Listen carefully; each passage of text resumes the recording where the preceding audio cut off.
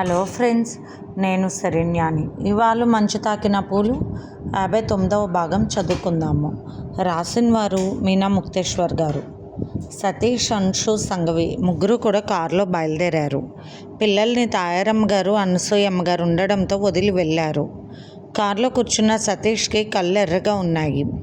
సమీర్ మంచి మనసుతో ఎంతో త్యాగంతో ఏ దిక్కు లేని సహనాన్ని పెళ్లి చేసుకున్నావు. ఆనాడు వీడు నా స్నేహితుడని ఎంతో మురిసిపోయాను. కానీ నువ్వు దూరంగా వెళ్ళిపోయావు. నిన్ను అలా చేసిన వారిని మాత్రం నేను వదలలేను. ఏదో రకంగా వారిని శిక్షించి తీరుతానని ఆలోచిస్తున్నాడు సతీష్. అంశు మాట్లాడుతూ, సమీర్ని మర్చిపోయి పెళ్లి చేసుకోవడం చూస్తుంటే ఒక రకంగా సహన దృఢమైన మనసు కలిగింది. మంచి నిర్ణయమే తీసుకుందనిపిస్తుంది. లేకపోతే ఒంటరిగా ఎలా జీవిస్తుందన్నది అంశు. లేదంశు, సమీర్ ఎప్పుడు కూడా అంటూ ఉండేవాడంట, ఎప్పుడు ఏం జరుగుతుందో తెలియదు. నా జీవితం ఏదైనా విషయంలో నిన్ను దూరంగా విడిచి వెళ్ళినప్పుడు నువ్వు ఖచ్చితంగా ఒకరిని పెళ్లి చేసుకోవాలని మాట తీసుకునేవాడంట అంటున్న సంఘవి మాటలకు ఆశ్చర్యంగా చూశాడు సతీష్. అవును, ఆ మాటలు సహన చెప్పి బాధపడిందిరా. ఎప్పుడు కూడా ఒంటరిగా ఉంటూ బాధపడవద్దు. ఆఖరికి సమీర్ చనిపోయే అంతకు 4 రోజుల ముందు కూడా అదే విషయం జరిగిందంట. ఒకవేళ నాకు ఏదైనా అయితే నువ్వు మాత్రం ఒంటరిగా ఉండొద్దు. నిన్ను కోరి పెళ్లి చేసుకుంటానన్న వారిని మాత్రం వదులుకోవద్దు సహన. జీవితంలోకి ఆడదానికి తోడు కావాలి. లేకపోతే ఏ నికృష్టమైన సమాజంలో ఆడది బతకలేదు ప్రశాంతంగా అని చెప్పారంట. ఆ మాటలు నాకు సహన అంటున్న సంఘవి వైపు సతీష్ దంపతులు చూశారు. అలా మాట్లాడుతున్నప్పుడు అక్క ముఖంలో ఒకలాంటి భావాన్ని గ్రహించాడు సతీష్. ఎందుకనో అక్క చెబుతుంటే అక్క ఒంటరిగా ఉన్నానని ఫీల్ అవుతున్నట్లు కనిపిస్తుంది. నాకెవ్వరూ వద్దు, పెళ్ళి వద్దు, నాకు నా కెరియర్ ముఖ్యం, జీవన్ వద్దని చెప్పిన అక్క ఇప్పుడు మాట్లాడినప్పుడు ఆమె ముఖంలో తన బాధ కూడా వెళ్ళబుచ్చినట్లు కనిపించింది. అవును, కాలం ఎప్పుడు ఒకేలా ఉండదు కదా అనుకున్నాడు సతీష్. అంశు చెప్పడంతో ఆ విషయాన్ని గ్రహించగలిగాడు సతీష్. ఏదేమైనా మంచి నిర్ణయమే తీసుకుంది. జేమ్స్ వాళ్ళు మంచివాళ్ళు, వాళ్ళ గురించి నాకు పూర్తిగా తెలుసు అన్నది సంఘవి. చర్చ్ దగ్గరకు చేరుకున్నారు. సహనా పాపతో అక్కడ మెట్ల మీద కూర్చుని ఉంది. సహనా, జేమ్స్ వాళ్ళు రాలేదా అన్నది సంఘవి కారు దిగుతూ. ఇంకా రాలేదు అన్నది సహనా. అందరూ అక్కడ పార్క్ ఉంటే వెయిట్ చేస్తూ ఉన్నారు. ఈలోపు సహనా తన ఫోన్లో ఒక వీడియో చూపించింది. అలా చూపిస్తున్నప్పుడు ఎంతో బాధగా పక్కకు తిరిగి కళ్ళు తుడుచుకుంది. సమీర్ మాట్లాడిన మాటలు. ఆ రోజు సరదాగా వాళ్ళిద్దరు వీడియో తీసుకుంటుంటే అనుకోకుండా అలా మాట్లాడాడు సమీర్. అలా అందులో రికార్డ్ అయ్యాయి. సహనా, నిన్ను నేను పెళ్లి చేసుకున్నాను, కానీ జీవితకాలం నీకు తోడుగా ఉంటానో లేదో అనిపిస్తుంది. జరుగుతున్న సంఘటనలు వేరుగా ఉన్నాయి. వాటికి ఎదురెళ్లకుండా ఉండలేను నేను. ఒకవేళ నాకు ఏదైనా జరిగినప్పుడు నువ్వు నిన్ను మెచ్చి వచ్చిన వారిని తప్పకుండా చేసుకోవాలి, తెలుసా? అప్పుడే నా ఆత్మ శాంతిస్తుంది. నా బిడ్డకు తల్లిదండ్రులు ఉండాలి అని చెప్తున్న సమీర్ నోరు మూసి అతని గుండెల మీద వాలి ఏడుస్తూ ఉన్నది సహన. తీరా చూసేసరికి సహన ఏడుస్తూ ఉంది. అంశు మనసులో అనుకున్న విషయానికి తప్పు. పరిస్థితులు ఎలా మారుతాయో, ఆ విధమైన సంఘటనలు ఎలా జరుగుతాయో ఏది కూడా ఊహించలేము. ఒక వ్యక్తి మనసు తొందరగా మారింది అనుకోవడం చాలా పొరపాటు. మనసులో ఎక్కడో పొరల్లో అవి దాగి ఎప్పుడు బాధ పెడుతూనే ఉంటాయి. జీవించున్నంతకాలం తప్పదు, కానీ జీవితం అంటే జీవించాలి. ఎన్ని బాధలు పడ్డా ఆకలి ఉంటే తినక తప్పదు కదా. అలాగే ఈ జీవితానికి ఒక తోడు కావాలి. అందుకే పైగా పాపకు ఒక తండ్రి కావాలి. అందుకే సహనా విషయం తీసుకుంది అని తెలుసుకున్న అంశుకి కళ్ళ నీళ్ళు వచ్చాయి. సమీర్ని వెంటనే మర్చిపోయి వేరొకరిని పెళ్లి చేసుకుంటుంది అనుకున్న అంశు మనసులో మాట తొలగిపోయింది. సహనాను ఓదార్చింది సంఘవి. ఎందుకు బాధపడుతున్నావు? ఈరోజు నువ్వు ఇలా ప్రవర్తిస్తే సమీర్ ఆత్మ శాంతించదు సహనా. అలా ఉండకు. చూడు, పెళ్ళైన తర్వాత మళ్ళీ సమీర్ గురించిన మాటలు మాట్లాడకు అమాయకంగా. ఎంతోమంది మానసిక రోగులను చూశాను. నా దగ్గరికి వచ్చిన పేషెంట్ల పరిస్థితి నేను గ్రహించాను. జీవితాన్ని పోగొట్టుకున్న స్త్రీలు వారి గతకాలపు జ్ఞాపకాలు మరలా జీవితం ఇచ్చిన వారితో పంచుకున్నారు. మనస్ఫూర్తిగా నన్ను వివాహం చేసుకున్నాడు అనుకున్న భర్తకి మొదటి భర్త గురించి చెప్పి ఎన్నో గొడవలు పాలయ్యారు. ఏదైనా కొన్ని రోజులే అందంగా ఉన్నారు కాబట్టి నేను చెప్తున్నాను. సమీర్ విషయం ఇక ఎత్తవద్దు. సమీర్ని మా తమ్ముడిగా మాకు వదిలేసేయి. అంతేగాని ఆ విషయం నువ్వు ఎత్తను అని మాటివ్వు అన్నది సంఘవి. తప్పకుండా అంటూ బాధపడిపోయింది సహనా. సమీర్ నన్ను వదిలి వెళ్ళినప్పుడు బాధ ఉన్నా ఇప్పుడు సమీర్ నిజంగా నా జీవితంలో నుండి పూర్తిగా వెళ్ళిపోతున్నాడన్న బాధ భరించలేకపోతున్నానంటూ సహనా కన్నీరు పెట్టుకుంది. సహనాను ఓదార్చారు సంఘవి, అంశు. సతీష్ అది చూసి బాధపడుతూ ఉన్నాడు దూరంగా. బిడ్డ విషయంలో ఏదైనా తేడాలున్నా కూడా ఇబ్బంది పడవద్దు సహనా, మేమున్నాం, నీకు ఏ బాధ లేదని చెప్పాడు సతీష్ అక్కడికి వచ్చి.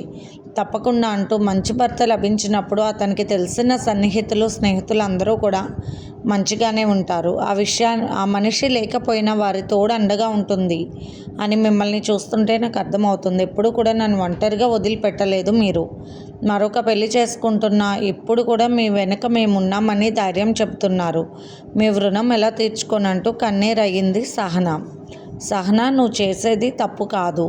నీకు తోడు కావాలి. వయసులో ఉన్న ఆడది సమాజంలో ఎలా బ్రతుకుతుందో నీకు తెలుసు కదా. ఎన్నో బాధలు పడ్డావు, ఇంకా పడాల్సిన అవసరం లేదు. సమీర్ లేనప్పుడు నువ్వు నిర్ణయం తీసుకోక తప్పదు. ఆయన మనసు శాంతి కోసం అని చెప్పింది సంఘవి. అటువంటప్పుడు నువ్వు కూడా మనసు మార్చుకోవచ్చు కదా వదిన అని మనసులో అనుకున్నాను. తన భర్త సంఘవికి చెప్పాలి, కూర్చోబెట్టి ఇలాగే వదినను పెళ్ళికి ఒప్పించాలి అనుకుంది అంశు. నువ్వు సంతోషంగా ఉండాలి, ఇలా ఉండకు. సమీర్ ఆత్మకు శాంతి ఉండదని చెప్పింది సంఘవి. నువ్వేదో తప్పు చేస్తున్నావు, సమీర్ని మర్చిపోయావు అని ఎవ్వరూ అనుకోరమ్మా. ఉన్న జీవితాన్ని ఆనందంగా జీవించు అంటూ బాధగా దగ్గరకు తీసుకుని సహనాను ఓదార్చింది సంఘవి. అక్కవైపు చూస్తున్న సతీష్కి ఎంతో ఆశ్చర్యం కలిగింది. ఎంతో మెచ్యూరిటీగా ప్రతి ఒక్కరికి చెబుతుంది అక్క. కొన్ని విషయాలు ఎలా డీల్ చేయాలో తనకు కూడా తెలియదు. ఆడవాళ్ళు సున్నితమైన విషయాల్లో అస్సలు తెలియదు. అటు మగవాళ్ళకి ఇటు ఆడవాళ్ళకి కూడా ఇంత క్లారిటీగా జీవితం గురించి విశదీకరించే అక్క మరి తన జీవితం అన్న ప్రశ్న సతీష్కి కలిగింది ఆ క్షణంలో. జేమ్స్ వాళ్ళు రాలేదు ఇంకా అంటూ ఉండగానే వాళ్ళు వచ్చేసారు. సబిత, జేమ్స్ అందరినీ చూసి వాళ్ళు లేట్ అయింది, కార్ టైర్ పంచర్ అయ్యింది, మళ్ళీ సరి చేయించుకుని వచ్చేసరికి అన్నాడు జేమ్స్. సరే ముందు రండి, అక్కడ వెయిట్ చేస్తున్నారంటూ సతీష్ జేమ్స్ వైపు చూసి ఓకే, అంత సమస్యలు వచ్చే అవకాశం లేదేమో అనుకున్నాడు. అంశు జేమ్స్ వైపు పరిశీలనగా చూసింది. పాప జేమ్స్ వైపు చూసి మీదకు దూకింది ప్రేమతో. ఆ దృశ్యం అందరి మనసుల్లో ఉన్న కొద్దో గొప్ప అనుమానాలను దూరం చేసింది. అలా దూకుతున్న పాపను సబిత ఎంతో ప్రేమగా దగ్గరకు తీసుకుంటే ఆమెను చూస్తూ నవ్వుతూ ఉంది పాప. జేమ్స్, సహనా ఒకరికొకరంటే ఒకరికి ఇష్టమని చక్కగా నిర్ణయించుకున్నట్లుగా సంతకాలు చేశారు. వారిద్దరూ ఉంగరాలు మార్చుకున్నారు. సతీష్ మాట్లాడుతూ సహనా మంచి చెడ్డ అన్ని జాగ్రత్తగా చూసుకోవాలి జేమ్స్. ఆమెకి ఎప్పుడు మేము తోడుగా ఉంటాము. ఆమెకి ఎవరూ లేరని ఎవరూ అనుకోవద్దు. పుట్టింటి నుండి జరిగే విషయాలన్నీ కూడా మేము స్వయంగా చూసుకుంటామని చెబుతూ ఉండగానే జీవన్ వచ్చాడు. సతీష్ సహనాకు ఒక అండ అందరూ ఉండాలన్నట్టుగా జీవన్కి ఫోన్ చేసి రమ్మనడంతో వచ్చాడు. ఇప్పుడు జీవన్ స్టేటస్ వేరు. ఆయన పెద్ద మనుషుల్లో ఒకరయ్యాడు. కాబట్టి ఒక పెళ్లి జరుగుతున్నప్పుడు పెద్ద మనుషుల సలహా చాలా అవసరం అన్న ఆలోచన సతీష్కి ఉంది. జేమ్స్ మాట్లాడుతూ మీ వారు కదూ అన్నాడు జీవన్ వైపు చూసి. సంఘవి మాట్లాడుకుంటూ అలా ఉండిపోయింది.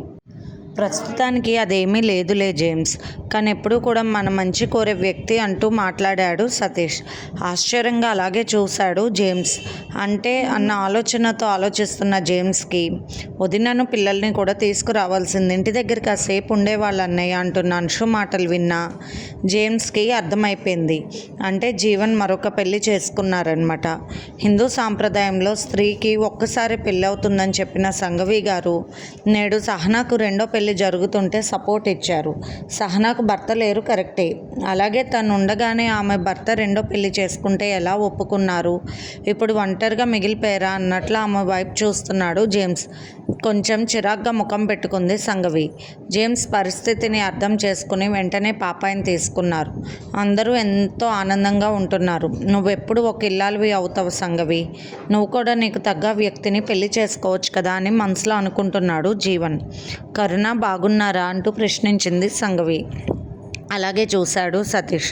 మైసూర్లో ఫంక్షన్కి వెళ్ళినప్పుడు అక్కడ ఉన్నాను సతీష్, ఆ రోజు చూశాను పిల్లల్ని అని చెప్పి నక్క వైపు చూసి, అలా ఎలా ఓర్చుకుంటున్నావు అక్క ప్రతి విషయాన్ని, ఆడది కొన్ని విషయాన్ని భరించలేదు అంటారు, అటువంటి ఈర్ష్య అసూయ ఇంకా ఏమో నీలో అస్సలు లేవా అనుకున్న సతీష్ వెంటనే, అవును బావగారు అంటే తనకి ఇష్టం లేదు, ఆమె మనసు ఎప్పుడో చచ్చిపోయింది, ఆయన చేసిన పనులు మామూలువి కాదు కదా అని గుర్తు చేసుకున్న సతీష్ తన ఆలోచనలకు ఫుల్ స్టాప్ పెట్టేశాడు. జీవన్ మాట్లాడుతూ, ఇప్పుడు నా చెల్లెలకి పెళ్ళి అయింది అనుకుందాం, అందరికీ భోజనాలు ఏర్పాట్లు చేయించానని చెప్తున్న జీవన్ వైపు అందరూ మెచ్చుకోలుగా చూశారు. తన చెంతన ఉన్నప్పుడు ఏ విషయం అంతగా తనకు తెలియదు, కానీ ఇప్పుడు ప్రతి విషయం జీవన్లో నచ్చుతుంది తనకు. అటువంటి సపోర్ట్ ఇవ్వడం మంచి లక్షణం అని అనుకుంటూ మళ్ళీ ఆలోచనను బయటకు నెట్టేసింది సంఘవి. పెళ్ళైన నూతన దంపతులు 5 స్టార్ హోటల్లో రిచ్గా లంచ్ ఏర్పాటు చేయించాడు జీవన్. భోజనాలు చేస్తున్నప్పుడు అనుకోకుండా సంఘవి జీవన్ ఒక పక్కన కూర్చున్నారు. ఎదురుగా కూర్చున్న అంశు అలాగే చూసి ఒక రకమైన బాధతో మౌనంగా ఉండిపోయింది. అక్క పక్కన జంట లేదు అన్న భావం సతీష్లో కూడా కదిలింది. జీవన్ సంఘవి పక్క పక్కన కూర్చుంటే జేమ్స్ మేడ్ ఫర్ ఈచ్ అదర్లా ఒకరి కోసం ఒకరు పుట్టినంత అందంగా ఉన్నారు జంట అనుకున్నాడు మనసులో. కానీ మరెందుకు అలా అయ్యిందని ఏమీ తెలియని జేమ్స్ అనుకున్నాడు. సబిత సంఘవికి మరొక పక్కన కూర్చుని మాటలు చెబుతూ పాపాయిని తీసుకుని ఎంతో శ్రద్ధగా సొంత నానమ్మలాగా ప్రవర్తిస్తుంటే అందరికీ ముచ్చట వేసింది. భోజనం చేయాలనిపించలేదు సంఘవికి, కానీ అలాగే బిర్యానీ రైస్ని అలా తడుముతూ ఉంది. జీవన్ తన లంచ్ పూర్తి చేసి చేతులు కడుక్కుంటూ ఉన్నాడు. భోజనం పూర్తయిన జేమ్స్ ఒక్క క్షణం అలా సంఘవి వైపు చూశాడు. ఏదో ఆలోచనతో తినకుండా కలుపుతూ ఉంటే సంఘవి వైపు చూసి, అసలు భోజనం చేయలేదా సరిగ్గా అన్నాడు జేమ్స్. అదే సమయానికి జీవన్ కూడా సంఘవి వైపే దూరం నుండి చూస్తున్నాడు. సంఘవి మనసులోని బాధను చూచాజాయిగా గ్రహించిన అంశు మౌనంగా తల వంచుకొని, అవును ఇక్కడ హాట్ వాటర్ బౌల్స్ ఇవ్వరా అంటూ అనగానే అప్పుడే తీసుకొచ్చాడు బాయ్. అందరూ లంచ్ పూర్తి చేసుకుని బయటకు నడిచారు. సతీష్, అంశు, సంఘవి, జీవన్ అందరూ కూడా బయటకు వచ్చారు హోటల్ నుండి.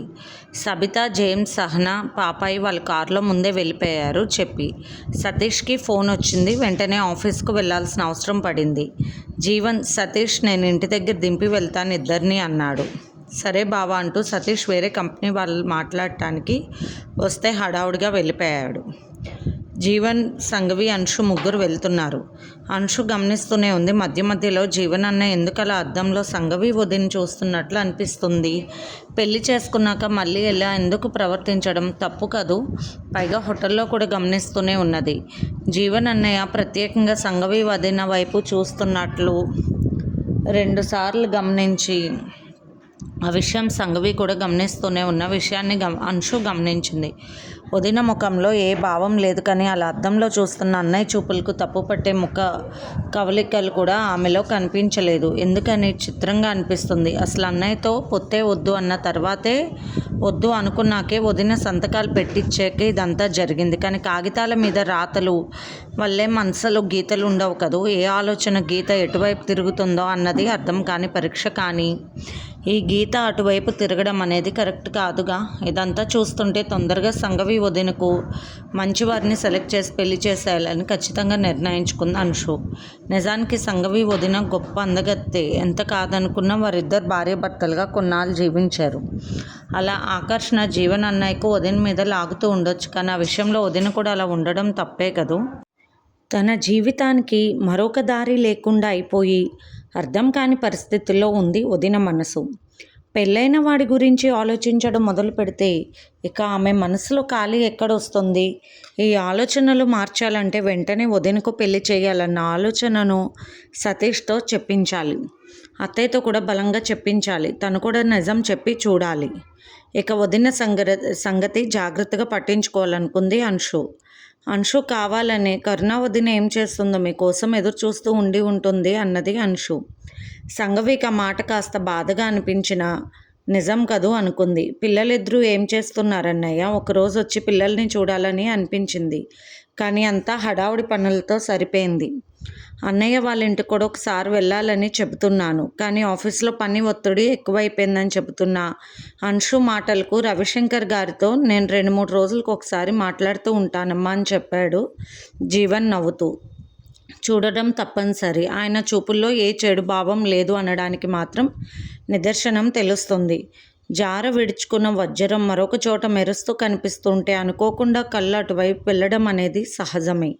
మరి అలా కూడా అనుకోవచ్చు, కానీ ఇక వదిన సంగతి గట్టిగా పట్టించుకోవాలనుకుంది అంశు. ఇంటి దగ్గరే దిగు వదినా అని అడిగింది అంశు. లేదమ్మా, హాస్పిటల్లో వర్క్ ఉంది, నాకు మెసేజ్ వచ్చిందని చెప్పింది సంగవి. సరే అని అంశు తన ఇంటి దగ్గర దిగిపోయింది. సంగవిని హాస్పిటల్ వైపు తీసుకువెళ్ళాడు జీవన్. పిల్లలకి ఏదో తీసుకువెళ్ళాలని ఫోన్లో మాట్లాడారు, తీసుకున్నారా అన్నది సంగవి. తీసుకున్నాను సంగవి అంటూ వెనక్కి చూశాడు జీవన్.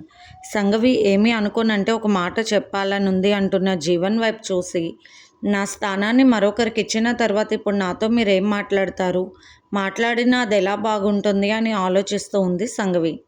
సాంప్రదాయ సిద్ధంగా పెరిగిన ఇళ్లల్లో ఆడపిల్లలకు ఒకడే దేవుడు, అలాగే భర్త కూడా. అలా మనసులో జీవన్ రూపమే ముద్రించుకుపోయింది. చెప్పండి అన్నది సంగవి. ఏమీ లేదు సంగవి, నువ్వు ఇలా ఒంటరిగా ఉంటుంటే బాధగా అనిపిస్తుంది నాకు. నేను ఎలా భార్య బిడ్డలతో ఉన్నప్పుడు నువ్వు ఇలా ఒంటరిగా ఉండడం అనేది భరించినదిగా ఉన్నది.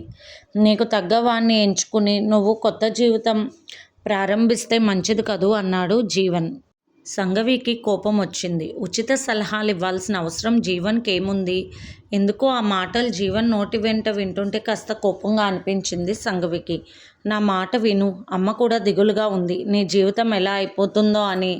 అటు అత్తయ్య గారు కూడా ఎంతో ఆలోచిస్తున్నారు. సతీష్ అంశు దంపతులకు ఒక దిగులుగా ఉంటుంది. ఇంకా చెప్పాలంటే నా వల్ల ఇలా అయిపోయింది నీ జీవితాన్ని చూస్తే నాకు అనుక్షణం బాధగా అనిపిస్తుంది సంగవి. నువ్వు డాక్టర్గా పేషెంట్ల ఆరోగ్యాలను చూసుకుంటూ అలా ఉండిపోతే ఒకానొక సమయంలో నీకంటూ ఎవరున్నారు అనిపిస్తుంది. అర్థం చేసుకో సంగవి అన్నాడు చాలా చిన్నగా జీవన్.